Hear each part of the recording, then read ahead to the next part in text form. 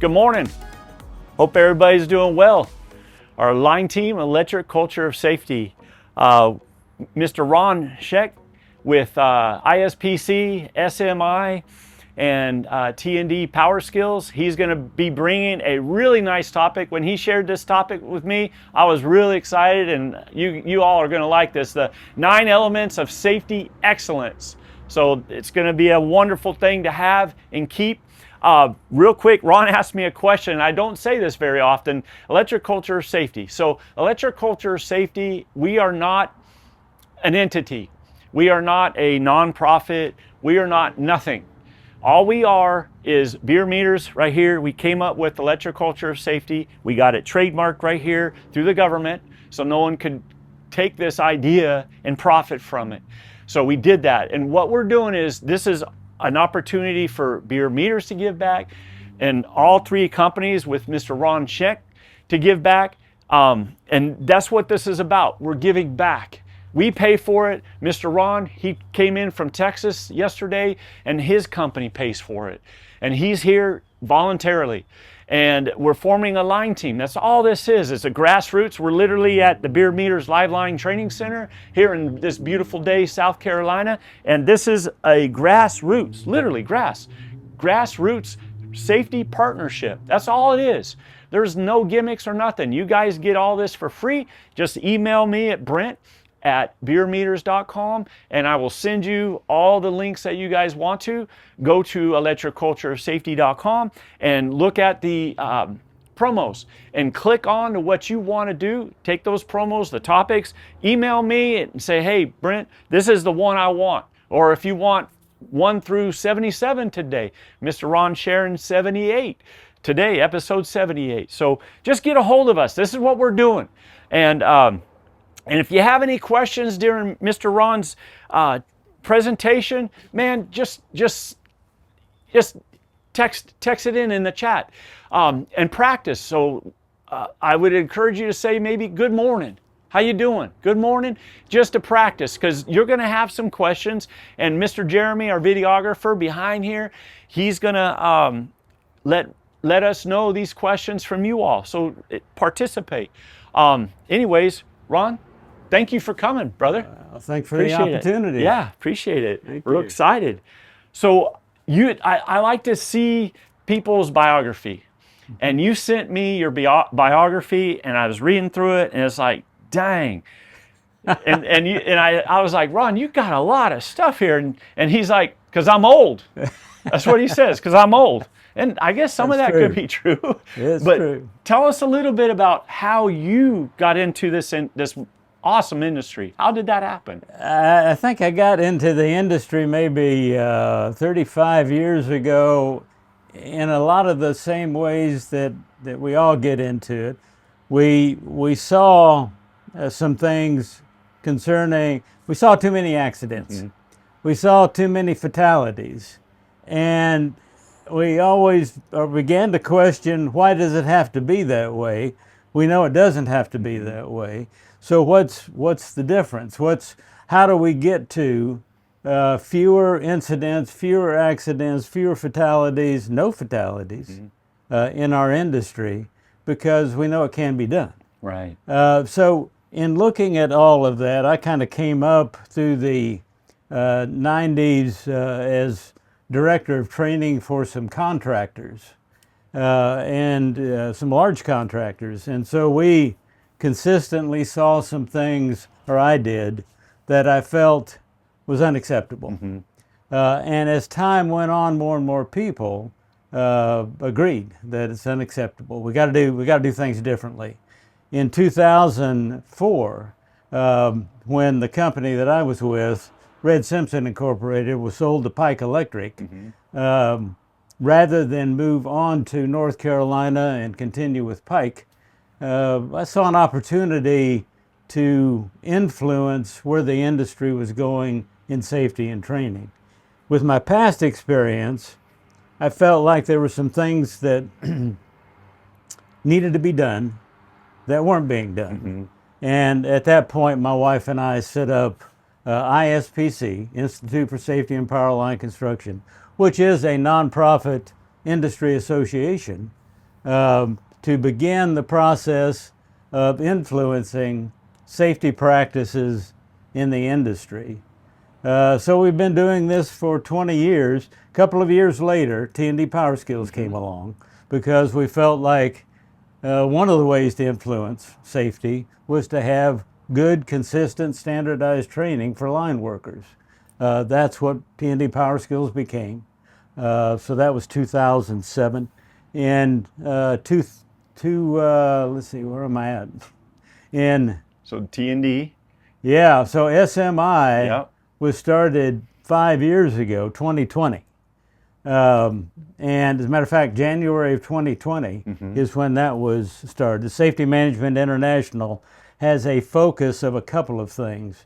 The international help and the international focus, right now primarily in the Caribbean, but an international focus that we hope to expand on as time goes on. And SMI produces the annual training conference that ISPC and T&D PowerSkills has each year as well. So that's kind of a quick overview there. So T&D PowerSkills, they hold a conference every year, annual conference, a trainers conference, and this March is going to be in Orlando. And we have actually, bierermeters, we have actually teamed up, partnered with T&D PowerSkills and ISPC and SMI. We've teamed up and we're a platinum sponsor. But the reason why is because the T&D Trainers Conference is a conference that you must attend. And so we put a lot of focus on that as a company ourselves to promote that.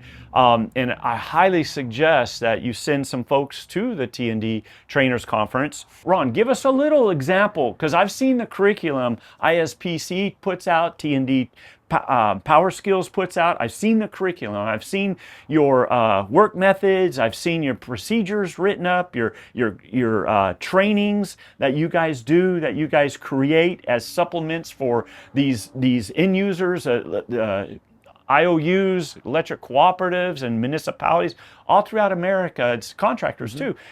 Give us a little idea of what that's about, what you guys do as far as those curriculums. Well, we began with T&D PowerSkills 2007, and we put together, we recognized that it's kind of interesting thinking back on this, because in the research that I did at that time, I found that there was very little in the way of training material support for people that wanted to have their own internal power line programs, apprenticeship to journeyman. Certainly the IBEW had a great one, continues to this day. But I found that only 20% of the line workers in the nation were IBEW members. So obviously to access that training, you have to be a member. So I'm thinking, what do the other 80% do? Right. Well, the other 80% kind of flounder around. They do what they can. They do what they think is best. Sometimes a contractor, utility's got an internal training organization. They put together what they think is best. The awkward thing of that was, as I went around the country and looked at what people were doing, Florida Power and Light was doing something this way. Duke Energy was doing something that way. Out in California, they were doing something different, like they always do. But none of it was what I would call a standardized approach at creating a journeyman line worker, because everybody seemed to have a different definition of what that was. So the intent and the hope was, with the T&D PowerSkills program, which is based on 191 competencies that we feel a lineman needs to have to know his job as he should know it, he or she. And so based on those 191 competencies, we developed 78 training units that covers overhead, underground distribution, transmission, substation, kind of the range of things that a line worker really should have some knowledge of and some skills associated with that knowledge to be called a journeyman lineman. Yeah, folks, so hang on and ask your questions to Mr. Ron, and let's get you going, brother. Good. Okay? Thank you so much. Appreciate it, sir. Thanks for the introduction. Bet. In the next 50 minutes here, I'd like to share with you some of the things that I have found over my 35 years of taking a look at safety in our industry that seems to be a consistent practice by contractors, utilities, others that have line workers in their organization in safety practices. So with that experience, that insight, that knowledge that we've gained over the years, we've put together what we call the 9 common safety elements in practice out there that seem to make a difference. So I think we've already gone through, basically we'll be talking about, we've done the introduction, I'm going to be talking about making the case for safety. We'll talk about the 9 elements that I mentioned. We'll talk about what it takes in some cases to gain buy-in, because, you know, we can preach all that we want, but until we have buy-in by those folks that are out there doing this every day, that's all it is preaching. Then certainly some questions and comments. And as a matter of fact, throughout the presentation, if you wish to call in or text in your question, we can stop and deal with it at that point as well. I've already been through this. Ron Schenk's my name. I'm certified utility safety professional. And let me just spend a second on that, because the CUSP certificate and credential is a critical and important one in our industry. I was fortunate, along with Mac Turner, Danny Raines, Pam Tompkins, a couple of others, to be on the group that initially developed and created the CUSP credential and the program designed to introduce folks to it, the test, et cetera, et cetera. So I bought into it early on, feeling like if in fact you consider yourself a safety professional, the CUSP credential is what you need to have. So if you don't have that already, please take a closer look at that. Talked about the rest of this earlier. Let me talk about the case for safety for just a second before we get into the 9 elements, because maybe it kind of stands to reason to you, but to a lot of folks 20 and 30 years ago it didn't. That safety truly is a good business. That if you're a utility, if you're a contractor, if you're anyone that uses a line worker to work on, repair, install these lines, that line worker's safety is a critical part of your business. So, I don't know, maybe 20 years ago, I found a survey that asked that question of CEOs in our industry. And I've ranked what the responses were from those CEOs. We've got 6. Employee health and moral obligation was the first reason to have a good safety program and corporate safety strategy. Employee health and moral obligations, that's the right first one. That's the correct one to start with, because as Brent and I were talking before the event, no one should get hurt doing this work. The thing that we know is that power lines can be built, they can be maintained, they can be worked on, and nobody has to get hurt in that process. We've been down that learning curve 120 years now. We know how to do this stuff without getting hurt. And not just hurt, but killed. You know, we have 30 to 40 line workers killed on the average each year in our industry. Every one of those is a tragedy. It's tragic. But every one of those, none of those had to happen, because we know how to do this in ways that keep us alive and keep us safe.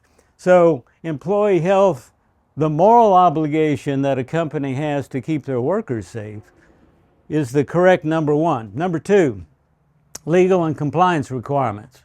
OSHA came along in 1974 and said, if you guys out there in the workaday world are not going to keep your people safe, we're going to have to step in and show you how to do it.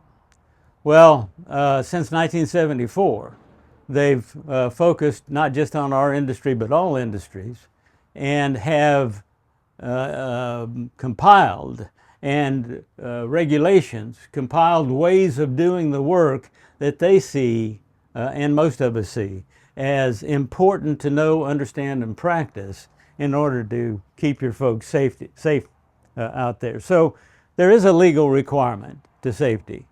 There is a compliance requirement, and you can be fined, and in some cases jailed, if you don't follow the rules that we have out there for safety. Number three, cost effectiveness. I don't know if you've been through an incident or a fatality in your organization, but there's a lot of zeros attached to what it cost to handle, manage those fatalities and those injuries, not to mention the moral and the health issues associated with it, not to mention the impact on the families, not to mention a number of these things that are down here. But it costs a lot of money to be unsafe, which means it's more cost effective to be safe. Worker productivity. Safe workers are more productive workers. That's been proven throughout the years in every business that we have. When our workers do this stuff safely, they're at their most productive point. So CEOs recognize that there's a worker productivity issue associated with this. Number five, employer of choice. We're lacking a lot of line workers in this industry. We do not have enough line workers. So that tells me that all of you guys are competing for the best workers out there. If you're competing for the best workers, one of the things you want to show them is that your organization takes safety seriously. And when you do, and they recognize that, they're more likely to be an employee that seeks you out and stays. So becoming the employer of choice for safety is important to those that you're trying to attract. Number six, customer public expectations. Quick story. In the 1930s, they were building the Empire State Building in New York City. And the designers and the engineers of that project had to estimate the cost. Naturally. One of the line items on their cost sheet was the cost of a fatality. And back then, building these tall buildings, doing any construction work at all, you're going to get people hurt. People are going to get hurt. Some are going to die.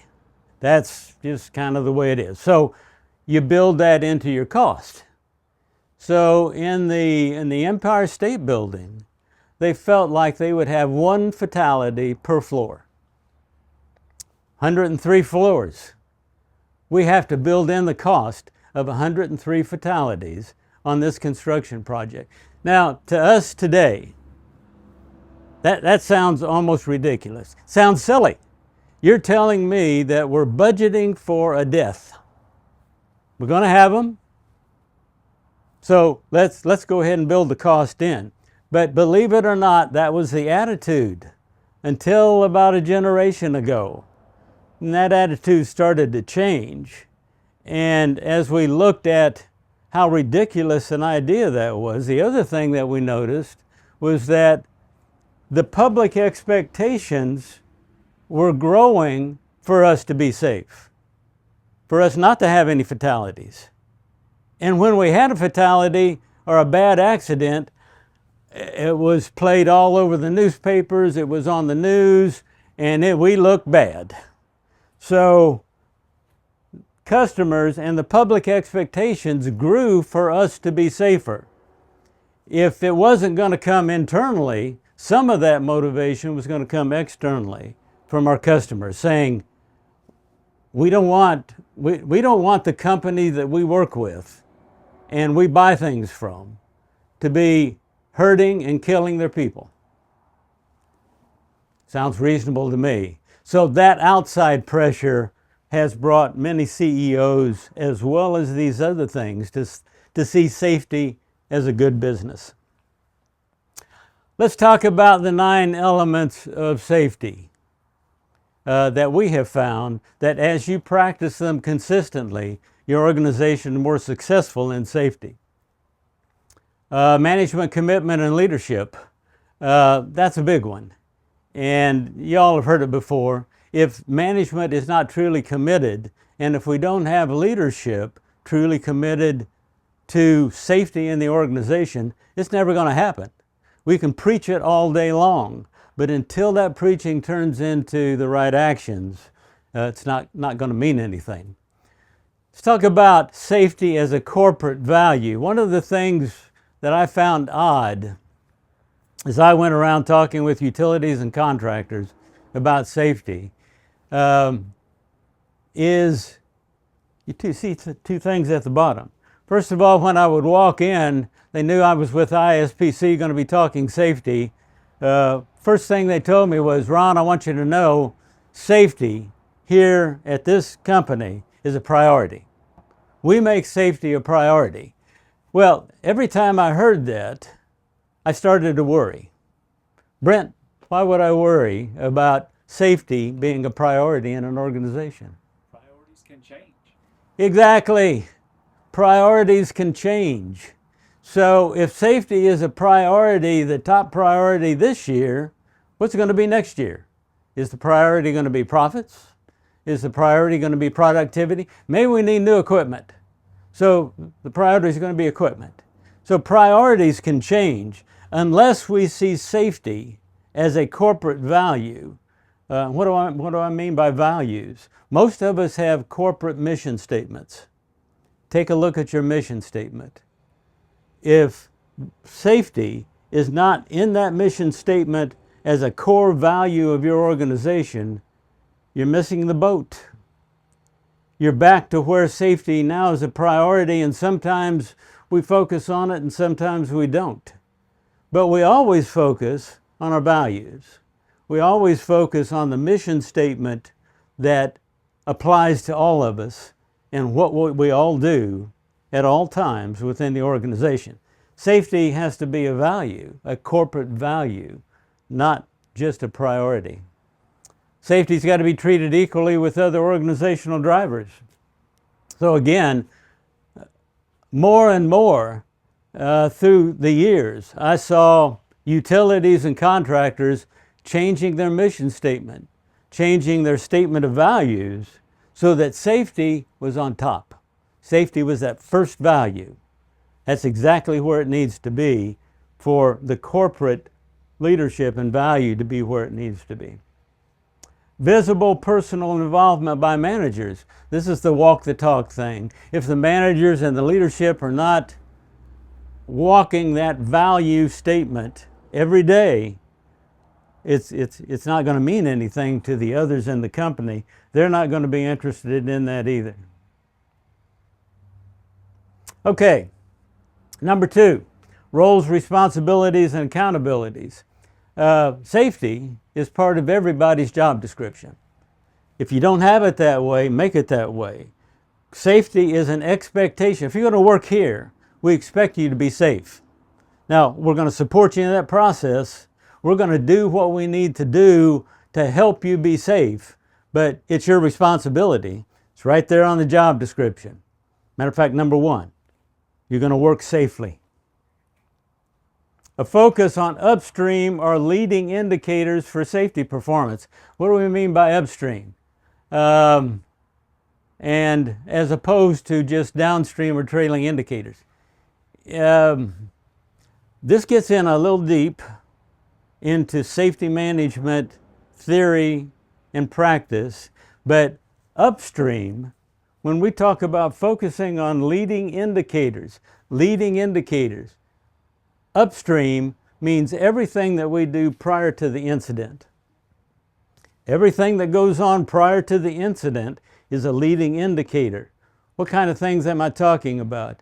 About safety policies. How about pre-job meetings? A leading indicator. The thing that we found is the more pre-job meetings that you do, the fewer incidents you have. So there's a direct correlation between the leading indicators and the frequency of incidents in your organization. The more and effective quality pre-job meetings you have, for example, the fewer incidents you're going to have. Direct correlation there. Okay, so training is another leading indicator. Tell me about the training you do in an organization. We found that training has a direct impact on incidents. The more training you do, the more effective that training is, fewer incidents you have. The direct correlation there. But that's all leading, and we need to focus on those leading indicators. How effective are our leading indicators in our company, as opposed to downstream. Now we've got to have downstream indicators, what we call trailing indicators as well, because that's everything that happens after the incident. Like what? Like statistics, like OSHA regulation fines, like insurance-related issues, like incident investigations. By the way, incident near misses can be a leading indicator, right? The more near misses we have, the more likely we're going to have an incident. But on the other side of the incident, then we've got incident investigation. That's a downstream or a trailing indicator to help us evaluate why we had that incident and what it's going to take to keep that from happening. So, focusing on upstream leading indicators as part of our responsibilities and accountabilities is important. Consistently doing that, tracking that. How many pre-job meetings are we having? How are we doing in training? Are we doing the right kind of training? Are we training our folks as they need to have? Are we providing some remedial training in situations where they need to brush up on something? So on and so forth. Accountability system is established to evaluate and reward performance. And let me focus for just a second on reward. Accountabilities tend to focus on the negative. This guy did something wrong today, we need to find a way to punish him. And maybe that's part of overall consequences and accountabilities, but we often forget about the reward side. When are we going to reward doing the right things? And with human behavior as we know it, when we reward the right behaviors, they tend to do that again. It's a simple focus. We practice it with our kids, but grown human beings are no different. When they are rewarded for doing the right thing, they tend to do that right thing again. So rewarding performance needs to be part of the accountability system, both behaviors and results. So sometimes we just focus on the results. So what happened? As opposed to, did they do the right thing? Were they behaving in the right way? When we were out there watching them up at the top of that pole, doing some maintenance on a line up there, were they behaving in the right ways? Nothing happens. They did their job and they came down, but there may be instances where we would like to reward them for doing the right thing while they were up there, even though there was no negative, positive result at all. So let's focus on behaviors, because safety is a behavior. It's not a thing, it's a behavior. Number 3, employee participation. Participation of employees at all levels of the organization. Employees are encouraged to provide meaningful input. When we do the pre-job meetings, do we sometimes hand off the responsibility of doing those to different people in the group? That's certainly one way to keep them involved. Employees are involved in incident investigation. When we do have an incident and we need to understand what happens there, the more we get our folks involved in looking at that, evaluating that, understanding what happened, what needs to not happen, or additional things that do need to happen in the future, keeps them involved. Number 4, communications. One of the complaints we get when we're out there in the field talking with the rank and file folks is that, Ron, God's sakes, that's all we hear. Is that safety, safety, safety, safety. And so in the back of my mind, I'm thinking, that's good. In their minds, it gets to be something that is said, preached, focused on so much that it loses its influence, that now all of a sudden it doesn't mean as much as it did. So we got to balance that, obviously. But when safety is a value, it's hard to over-communicate values. It's hard to remind people about who we are, what we do, what values are important in our company in order for us to be successful. Variety of methods and forms, but all mention safety, reinforce that value. Manager and worker communications, free-flowing and open as possible. When we knock down those barriers that seem to be there in some organizations between the management group and the worker group, we all benefit. We really all are on the same team, and safety is critical to all of us. Trust and respect is a big part of all of that as well. Number 5, behavioral skills. As I mentioned before, safety is a behavior. It's not a theory. It's something that we do, and it's something that we practice every day. Human behavior drives safety results. Educate the managers and workers about how to recognize at-risk behavior. Because in the pre-job briefing, in any safety meeting that you do, anytime we're out there on the job site, whether it's in a pre-job meeting or whatever the situation might be, part of our job, critical job in safety, is recognizing at-risk behavior. What's at-risk behavior? Shortcut. I know you've probably never been in situations where you've taken a shortcut around what you knew you were supposed to do a job safely, but that's an at-risk behavior. You might get by with it, and you might get by with a shortcut often. That usually means you're pretty well knowledgeable on what you can get by with. But that apprentice that's watching you standing on the ground take that shortcut doesn't have that experience. So if that apprentice does the same thing, he's going to get hurt, maybe killed.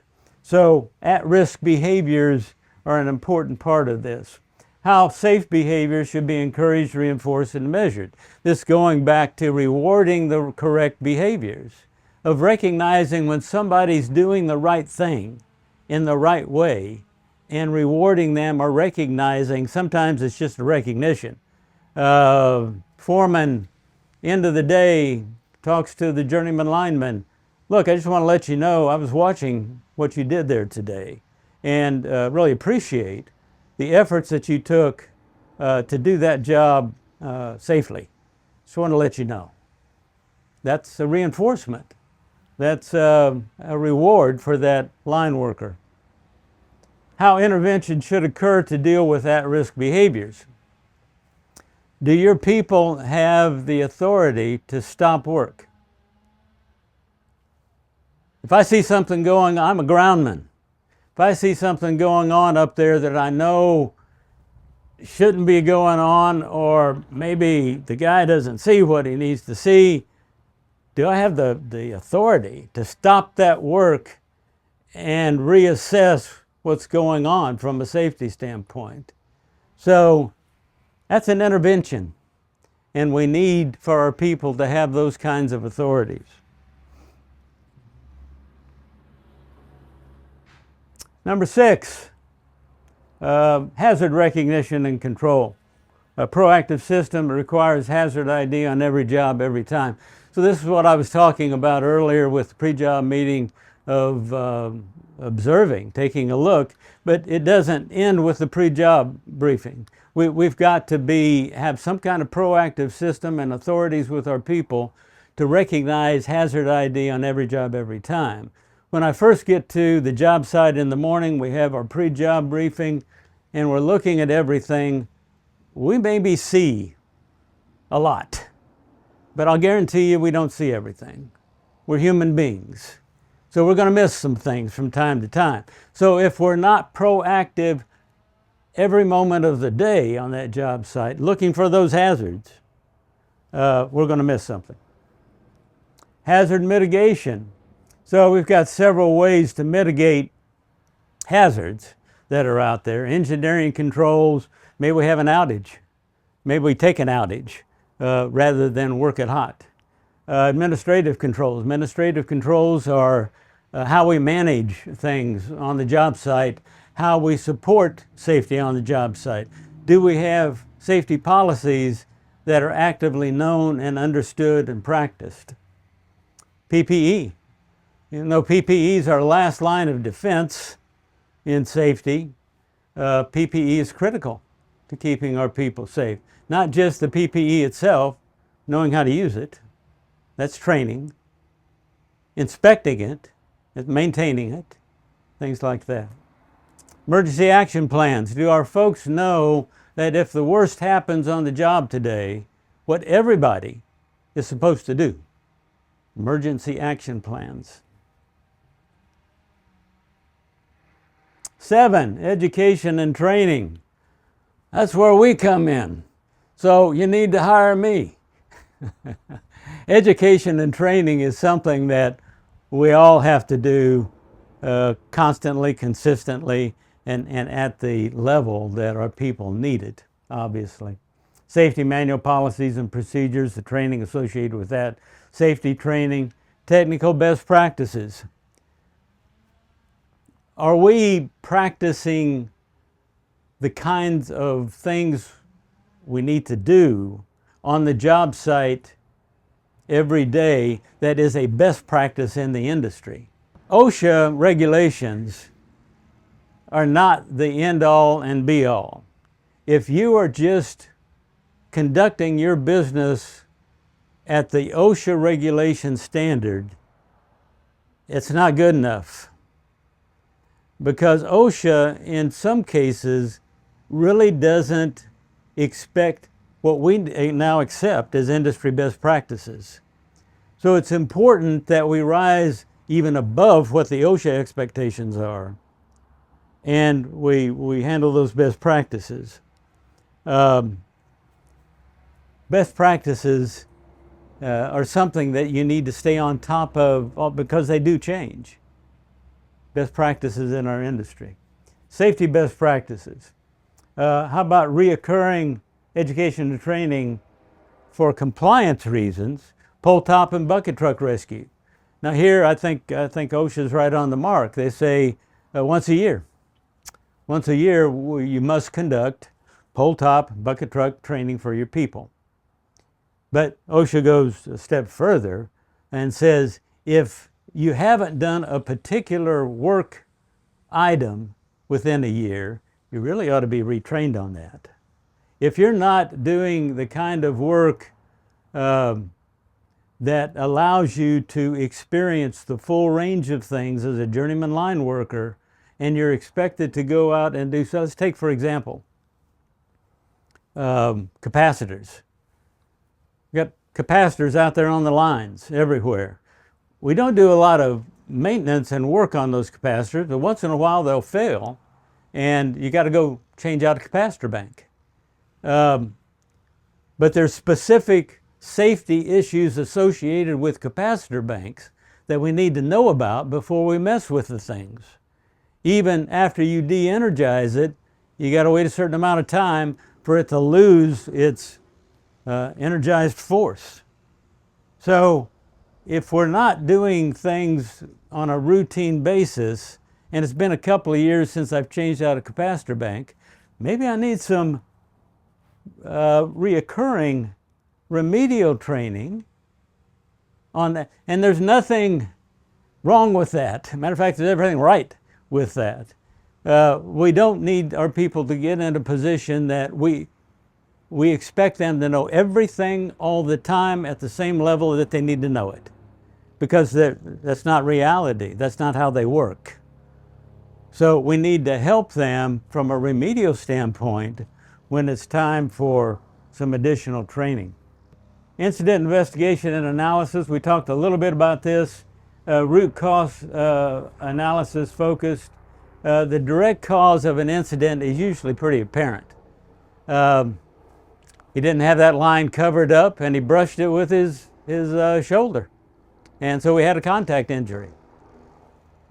Okay, yeah, so that was the direct cause. We recognized that. We knew what happened. The question really is why? Why did that happen? So the root cause is harder to find, but will have the most long-lasting impact once you get it resolved. So that's what we want to really understand. Where's the root? Where can we go to identify if the worker had just known and done this, this, and this, that wouldn't have happened. He'd still be uninjured today. Reporting and analyzing near misses are leading indicators. I mentioned this before. So if we've got our people helping us to understand when there are situations, no incident really occurred, though frankly I think you can call a near miss an incident. But when a near miss occurs, we recognize that, we talk about it, we capture that data, and we try to understand, you know, we missed a bullet on that one, but boy, we were just lucky. So let's make sure we do it differently in the future. Look at what went right as well as what went wrong. Performance evaluation and measurement. We got to measure, we got to evaluate. There has to be consequences associated with behaviors that are out there. We need to have punishment where punishment is due, when behavior is not where it needs to be to keep safety at the highest level that it needs to be. Ultimately, we have success when that occurs. So we've talked about some measurements, we've talked about evaluations, a little bit about consequences, and your policies and procedures internally at your company are going to define what those consequences are. But ultimately, they work together for success in safety performance. Gaining some buy-in. Now, mentioned up front that we can talk about this all day long, we can preach it, everybody can say, yeah, well, Ron, you're right on. Well, that's right. If we don't convert that into practices, nothing's really happened. So gaining buy-in, we've got to involve the employees in the process of changes. So recognizing not only do they deserve to know what's changing in the organization and why, if they can be part of what that change is, it's going to be more effective. Communicate the objectives, the intent, scope of changes to all employees. Seek commitment, not agreement. Sometimes we get into situations where we're telling our folks some aspect of what we want to change and what we want to do and how we want them to behave going down the road. And they get this, we get this. Well, what do you expect them to do? This? I mean, they're not going to, maybe a little pushback, who knows, but they're going to do what you tell them they've got to do. Now that's agreement. And agreement is nice, but it may not change behaviors. They may agree today and go back and do the same thing tomorrow that they've always done. So we've got to gain commitment. We've got to drill down deeper and get this and grab their soul and help them understand how critical and important safety practices are and why we're doing this. So seeking commitment. We've got to observe behavior. As I've said all along, that safety's not a theory, it's a behavior. And observing that behavior and not recognizing and don't wait to recognize or reward the right behaviors are important, because psychologically human beings respond to reward. When they get rewarded for doing something, they're likely to repeat that. So rewarding the correct behaviors will help reinforce safety practices and continue those behaviors. Give feedback about observed behavior. The example that I gave a few minutes ago about the foreman patting the lineman on the back for doing it right up there and following the procedures that were necessary. Thank you. Pat on the back. Give feedback about observed behavior. Now, it's the other way as well. When that lineman doesn't do what he should do, if he should have had more cover up there on that line, we got to note that too. We got to deal with that. We got to help them know next time we expect the correct amount of cover on that line. Walk the talk. Everybody knows this one. Setting the example is still one of the best ways to lead people. If you're not bought in, if you're not doing all the stuff that needs to be done, why should that guy out there on the line? He sees that you're not serious. And when you're not serious, there's no reason for him to be serious. Him or her, either one. Okay, that's it. That's my preaching for the morning. Thank you.